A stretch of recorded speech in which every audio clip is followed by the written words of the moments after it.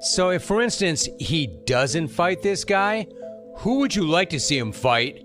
Or are you going to wait until he fights this guy? I don't know. We'll see how this thing plays out over the next couple weeks. But yeah, if we can't get this fight done, we'll move on quickly. I was going to say, Dana, my last thought on that. How long are you going to wait? I mean, how long is it worth waiting for? I said a couple weeks. A couple weeks? We'll have answers. Is John Jones scared to fight you? Yes. John is conning the public. The fact that he didn't want to fight Ngannou for 3 years and now he's not wanting to fight me for over a year. Is that fight fucking happening? The UFC are saying that it's going to happen. I think it's down to him and Dana. Dana loves John Jones. He's trying to grease up his ego a little. Dana White has stated that John Jones is asking for $40 million to defend his heavyweight belt against interim champion Tom Aspinall. This discovery has revived public criticism of the heavyweight division's stagnant situation and brought attention to what some are now describing as a protracted bargaining standoff.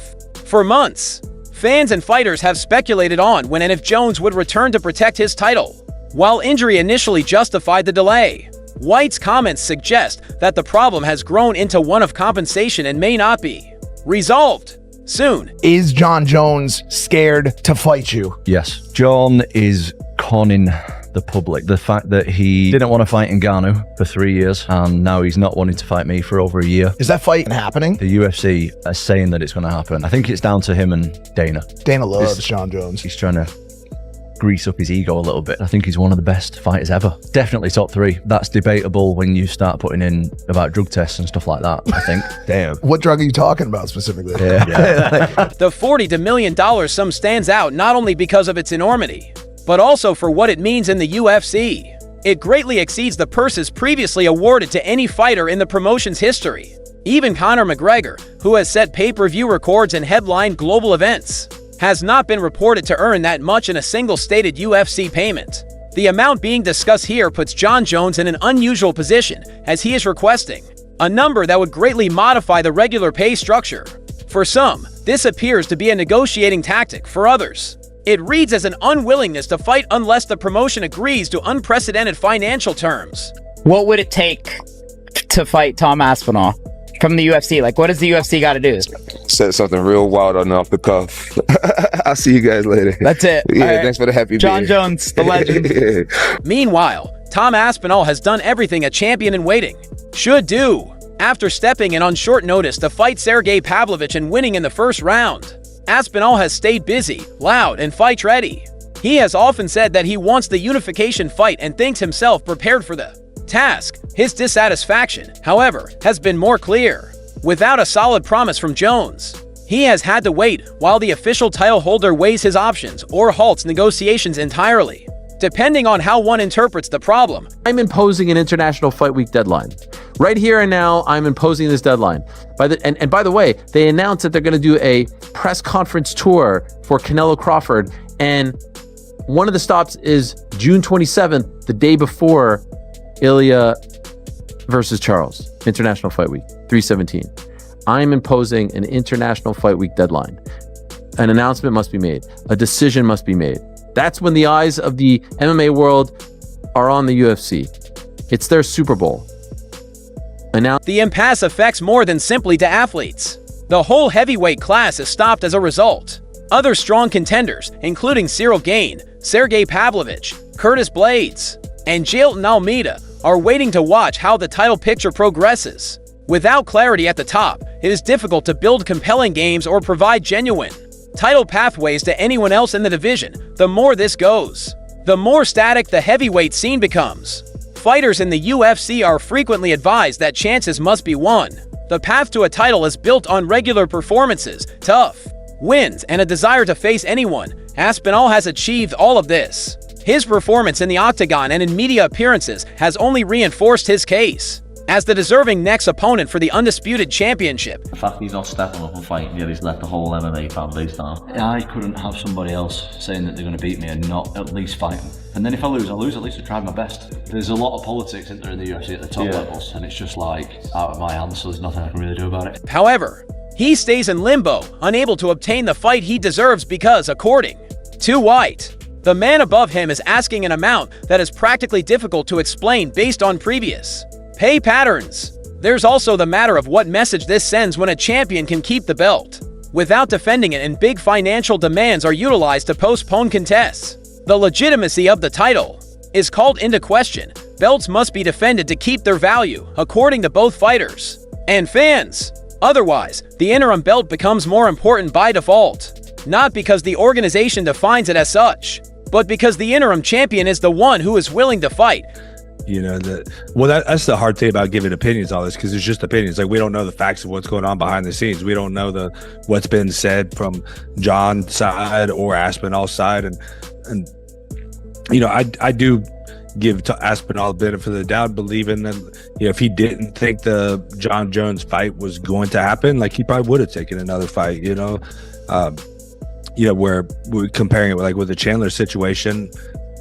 You know, it felt to me, you know, I was a little more adamant about that because it felt to me like Jones, for his part, has been fairly silent on the Aspinall problem.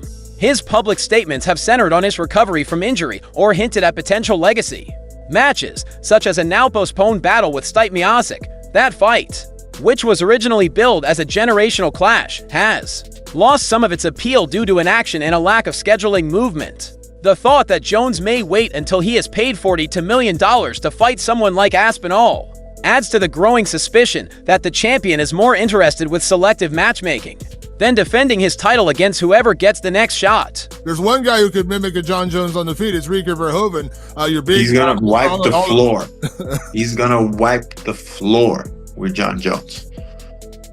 You believe John Jones doesn't have a chance versus Tom Aspinall. Mark my words.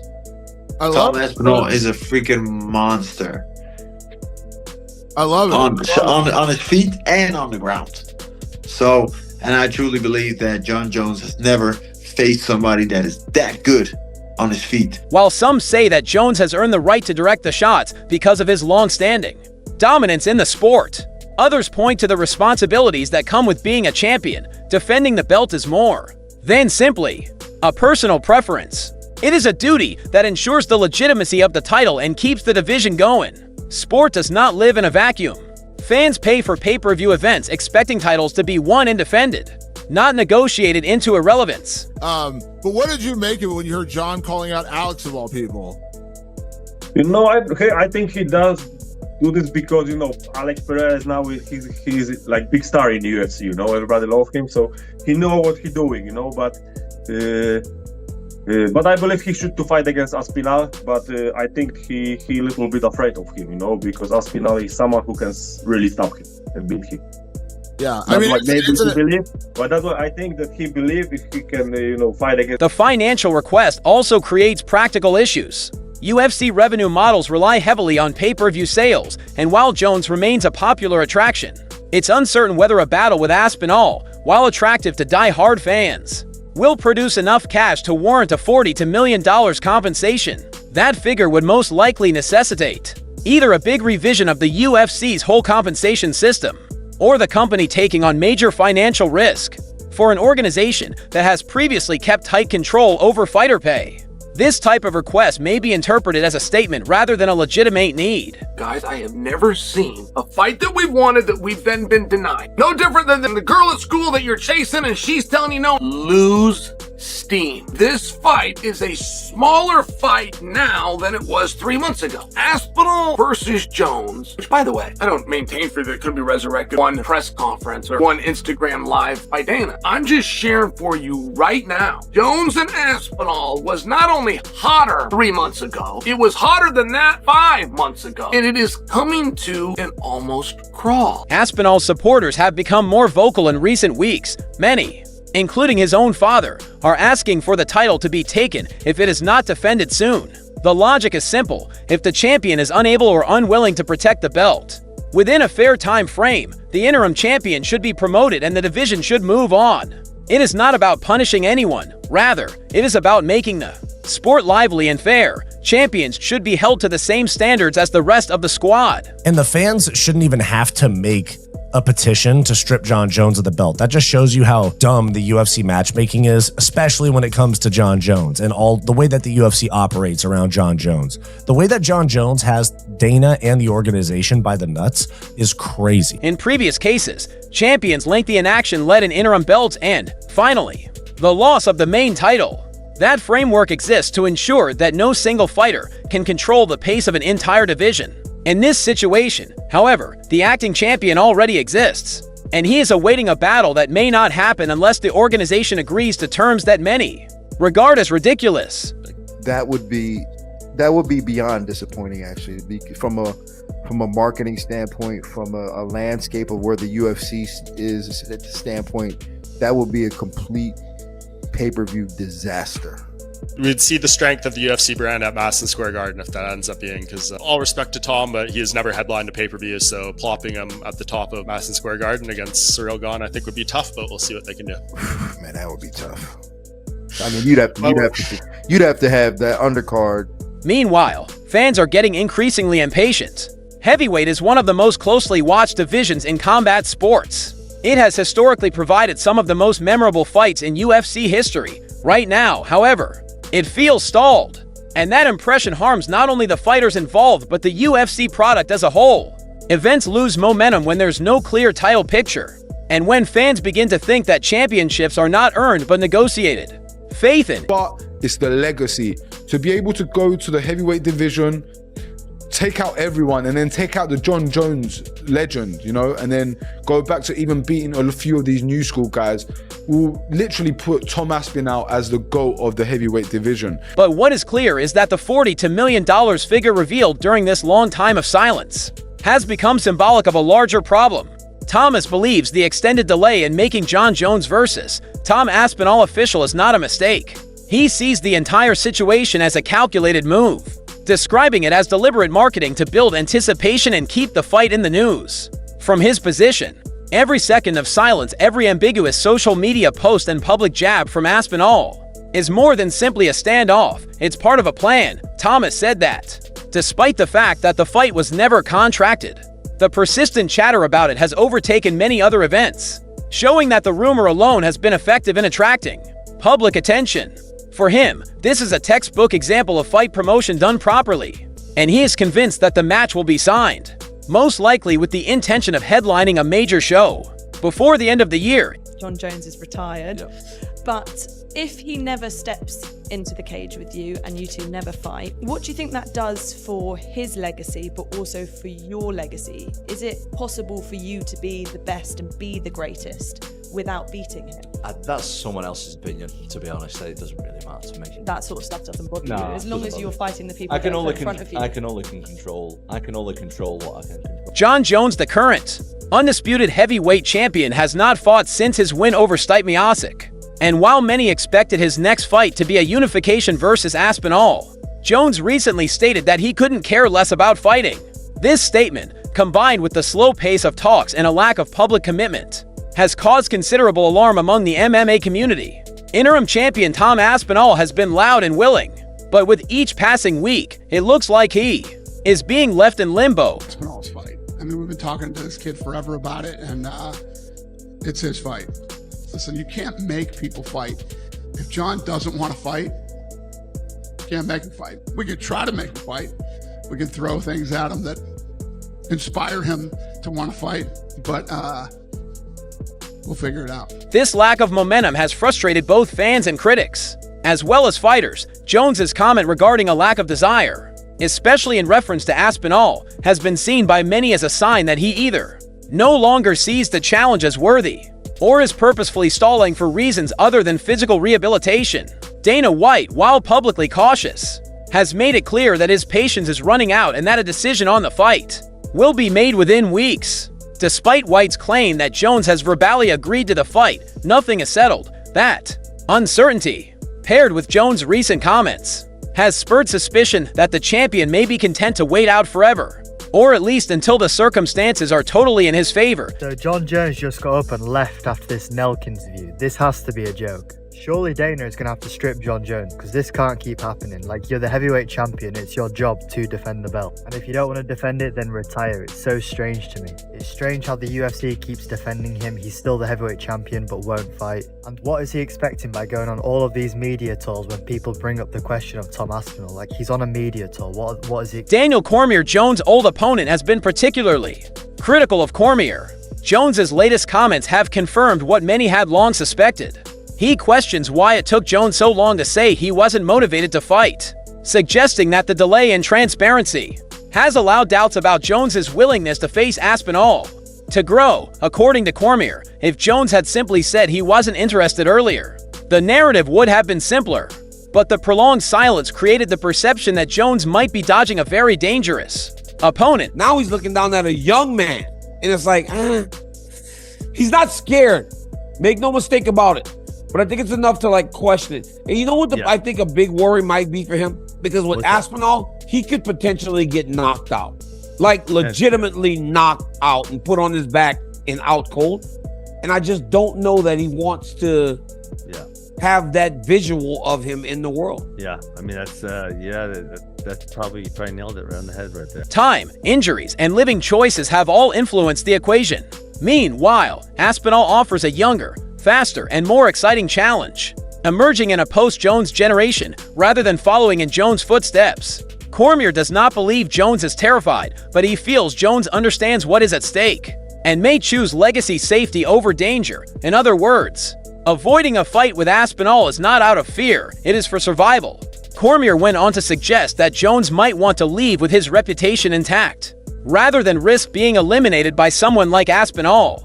The argument is not uncommon in combat sports. Fighters nearing the end of their careers frequently become more picky, sometimes choosing to quit quietly rather than face a high-risk opponent who could tarnish their reputation.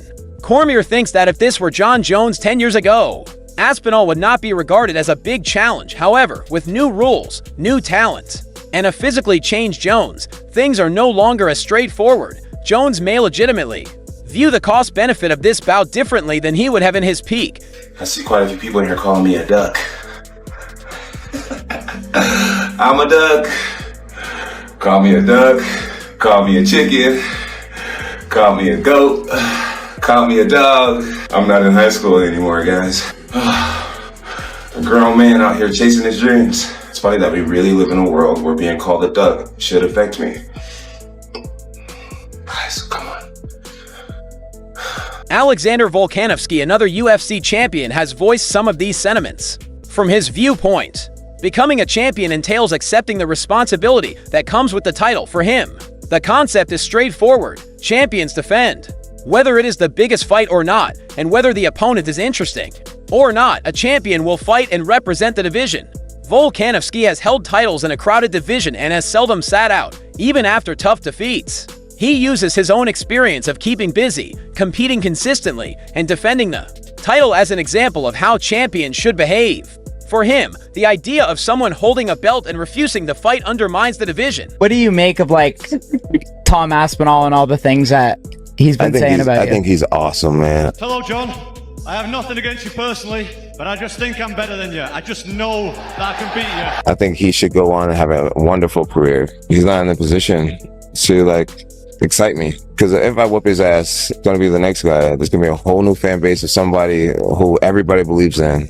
I've done this my whole adult life. I remember Rampage fans years ago. Volkanovski is careful not to throw disrespect at Jones's legacy, acknowledging that Jones has done incredible things in the sport, but he insists that the past shouldn't excuse inactivity in the present. The division, he says, needs to keep moving, and if a champion is no longer interested in fighting, then there should be consequences. He suggests that if Jones wants only specific fights, then vacating the title might be the fairest move for everyone involved. That way, others, including Aspinall, can move forward without being caught in a holding pattern. In all of this, Aspinall has remained largely professional and focused. He hasn't engaged in prolonged personal attacks, but he's made it clear that he's ready to fight and believes the title picture needs resolution.